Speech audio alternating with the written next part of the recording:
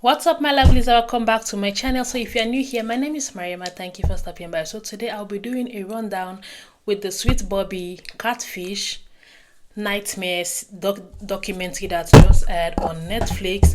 It's a 1 hour 22 minutes according to my time. I'm using Netflix France, by the way, because it seems like they are kind of different with what they upload. But anyways, if you're new here, please go ahead and subscribe, and if you're already subscribed, thank you for staying with me. So the documentary is about a lady, Kirat, that is 41 years old as of now. But when she was in her 30s, she was catfished for a period of 9 to 10 years by a cousin pretending to be a guy she was once talking to. The guy is called Bobby. The documentary is titled Sweet Bobby. You can find it on Netflix, but I'm just going to give you a breakdown so you know what you're going to expect. If you don't like spoilers, don't watch this video, go watch Netflix and then come back to see if you agree or disagree with what I'm about to say. So, Kirat, she's part of the Kenyan Indian community. They live in the UK, born and raised in southwest London. Yeah, something thereabout. So she is a woman in her 30s that was online talking, especially on Facebook, when this whole thing happens and the truth was revealed in 2018. But the documentary was aired on Netflix in 2024. But there have been also a podcast before this documentary came out on Netflix, but majority of us were not aware of the podcasting. We only just found out on Netflix now that okay, she has actually did a podcast, and then someone did a recap of the podcast that is very interesting that I'm going to read through for you guys later on. But Kirat was online talking to this guy who is named Bobby, an Indian guy, yeah, with the ones that use the head scarf. So they were talking online. The guy was like after a divorce, but then he got remarried and living his life. Then out of the blues came Simran, who is Kirat's cousin. Please, if you're watching the documentary, the lady that plays Simran in the documentary is not the real Simran, because I watched on TikTok this morning, the actress that played Simran is getting harassed. Please, she's not the Simran. She's just an actress that Netflix contacted to play that role of Simran, because Simran has refused to communicate or give any interviews whatsoever to Netflix or anyone that is interested in interviewing her or hearing what she has to say. So Simran was online catfishing her eldest cousin. As of that time, Simran was still in school. That girl is diabolical. I don't know what anyone has to say. For you to manipulate and play with your elder sisters or your elder cousin mind in the way that she did.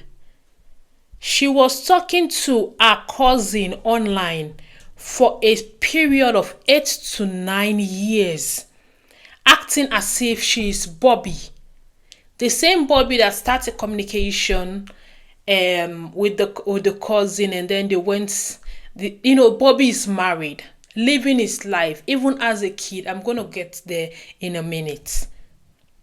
So Simran was online talking to her cousin and then pretending to be Bobby.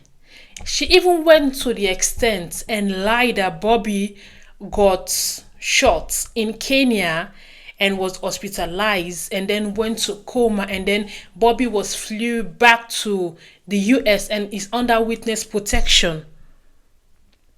Simran was playing all those lies, making up all those stories, professing love to her cousin as Bobby, making her cousin feel as if Bobby has divorced with the wife. And then the real Bobby has no idea like that anything like this is going on. He's just busy living his life with his wife, and then the wife got pregnant. And then the fake Bobby / Simran was online also telling her cousin that, oh, I found out that, my ex is pregnant sometime around last year. After our divorce, we kind of had a thing and now she's pregnant, but I love you. Like, She was manipulating her cousin in every way possible, in any way that she can manipulate that woman. And I know, like, the majority of us on TikTok will be like, no, Kirat has to be the most delusional woman that we have come across when it comes to love. Like, how can you be talking to someone online for like 8 to 9 years without seeing the person? The person proposed to you online. You accepted the marriage proposal without even seeing face to face. You went ahead, tell your mom, tell your dad, tell your whole family that you are going to get married. This person has proposed to you. She was spending nights, hours on the phone, on Skype with Bobby, talking. No, basically her talking. Because remember, Bobby was in the hospital, going in and out of coma, fighting for his life. So they will be on Skype. Simran, Kirat will be talking. Simran will just be at the other side of the Skype, just be tapping on her laptop, making sounds to let Kirat know that I'm here, we're having a conversation, even though I'm not responding. Kirat was so involved with these night calls and spending hours on Skype talking with the fake Bobby, which is our cousin Simran, that our grandmother passed away and she was not there. It's a lot. It's a crazy ride. You really have to go watch that documentary. But let me just say one thing here. Some people may think that this lady is delusional. But if you grow up in a community, I don't know much about the Indian community. I'm just going to say things here based on what I've been saying that is happening on social media, and people have been talking about things that they want to, they have been through in that Asian community. Let's just get this here. Even in the documentary, Kira talked about how she has loved the concept of marriage. When she was young, her auntie dressed her in her mother's traditional marriage outfit. So she was in her 30s, going 40, 35, 36 as of that time. Among that community, if a girl is being raised and make aware that the only important thing that is going to happen in your life is after you get married and settle down and start having kids and catering for your kids and your husband. If a young girl grow up with that mentality in their head and then they get to a stage where they feel as if marriage is not forthcoming, that is when desperation is going to come into the picture. And what I saw from the documentary, Kirat was in a desperate era of getting married. She was not delusional. She was not naive. She was not crazy. She was desperate. And all what I just mentioned, I cannot even begin to compare to what a desperate woman can do. When a woman wants to get married so badly, feel as if, because even now that she's talking about this whole thing with Netflix, she's still talking about, I'm 41 now and still unmarried. She'll still, even after that ordeal she has been through, she'll still wants to get married. She still loves the idea of being somebody's wife and building a family. So if you want to go hard on Kira, please just know that some of us, our communities, this is what we grew up watching, seeing, and learning. That as a woman, your value completes when you are married, having kids and catering for your kids and your husband. So if you get to a certain age and you have not yet achieved that goal, you become desperate. For the last 1-2 years to now, let me just say from 2020 till date, I've been seeing there has been a great shift on the internet of women starting to realize that my life is worth so much more than being somebody's wife. But back then, it was not like this. So I really kind of sympathize and see reason as of why Kira to be so delusional, to be talking to someone you have not seen for years, just phone communication, just text messages, and believing everything that person is telling that they want to get married to you, even though you guys have not seen each other. And all the stories that the cousin cook up and sell to her, she bought all of them because she was desperate. She wanted to get married. So anything that was forthcoming, she's going to grab it. Even if it's a strand of hope, she's going to cling onto it. That is what Simran saw in her cousin and then used it to disturb and fucked up her cousin's mental health. Because that is why sometimes people talk about don't tell people everything, especially things that will break you. This world is full of evil people, being it family or not. People will know the things that you are most passionate about, things that will cause you pain and hurt. They will still use you to break you and to bend you further. This is the society that we live in now. That is what Simra did. A very psychopathic, diabolic girl. Saw her cousin's weakness, saw her cousin's desperation, and messed up with her mental health.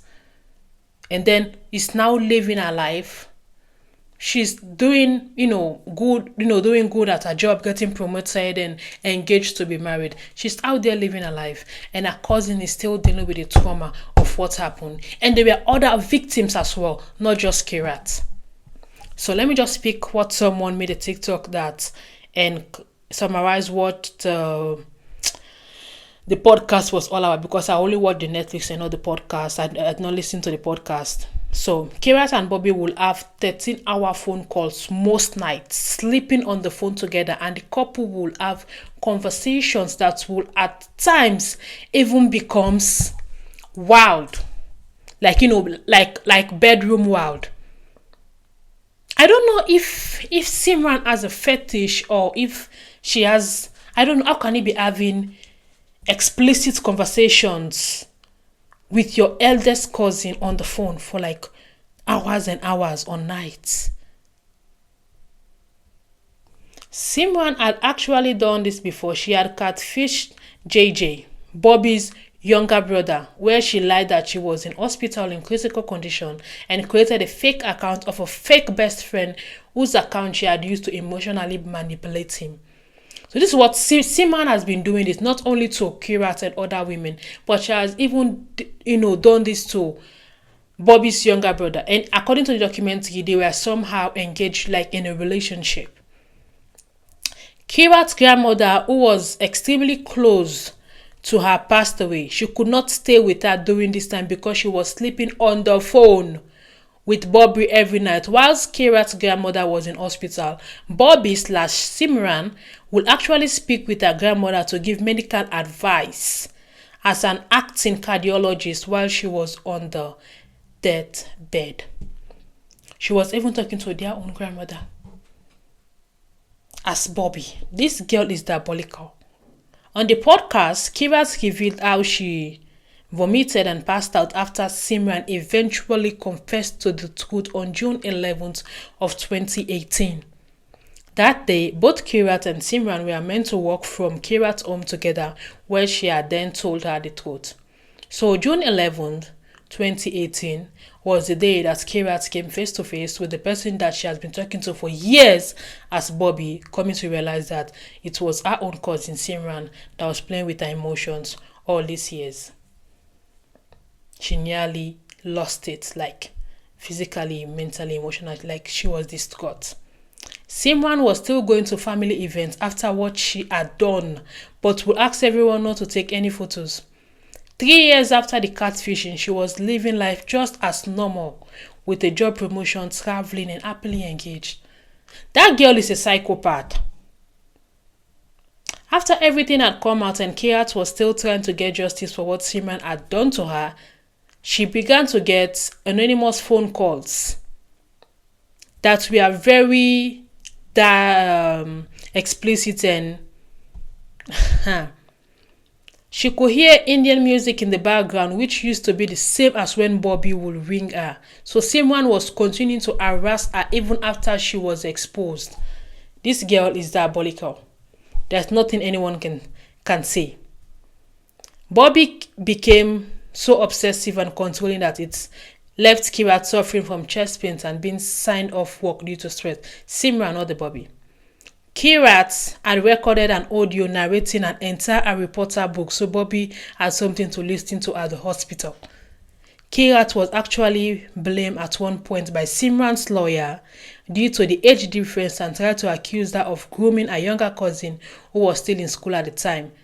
and that Simran was the real victim, they also tried to claim that Kirat had always known that Simran was Bobby. Even though catfishing isn't illegal and considered a crime, Simran had actually caused the crime of something called offenses and something called the Malicious Communication Act. The police did not take these breaches seriously. They asked if she was suffering from psychiatric or mental health conditions. Victim blaming. So this is all that Kirat went through in the hands of her cousin. What do you guys think? Simran is one psychopathic girl. She's a psychopath. And Kirat, I know our communities sometimes make as if being married and having kids is all there is to a woman's life and identity. There is more to that. I pray that she'll keep her head up, continue to just go ahead with her life, her work, and on one day she'll find someone that is really going to love and appreciate her. Everything has its own time. Don't let anyone or anybody pressure you into being so gullible and so desperate that you fall victim to, something like this or even worse online. Be safe, and I'll see you all on my next video. Let's chat in the comment section.